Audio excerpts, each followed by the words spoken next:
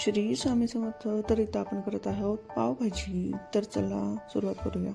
इथे घेतलेलं आहे मी फ्लावर, बटाटा, शिमला मिरची, मटार.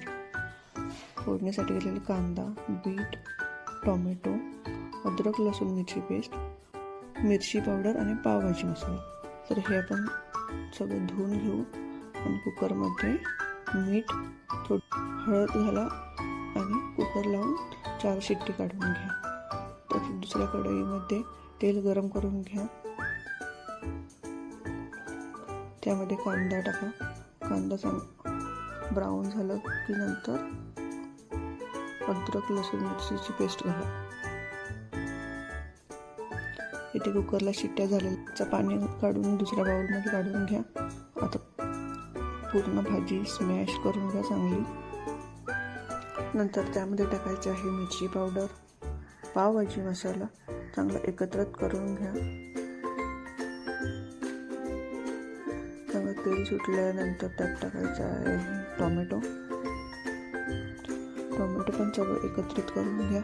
नंतर त्यामध्ये टाकायचं आहे बटर हे एकत्रित करून घ्यानंतर टाकायचं आहे पावभाजी आणि बीट म्हणजे आपले लहान मुलं खात नाही त्यामुळे त्यात टाकायचं आहे आणि चवही चांगली लागते. ते सगळं एकत्रित करून घ्या आणि त्यानंतर जो काढलेलं पाणी होतं तो त्यात टाका.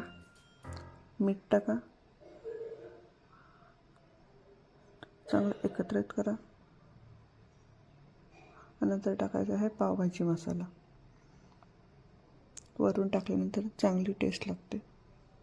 तर इथे पावभाजी रेडी झालेली आहे. आता पावाला बटर लावून चांगलं शेकायचं आहे. तर इथे आपली पावभाजी रेडी झालेली आहे. तर तुम्हाला पावभाजी आवडली असेल तर नक्कीच लाईक, शेअर अँड सबस्क्राईब करा. तर भेटूया नंतर. Bye bye.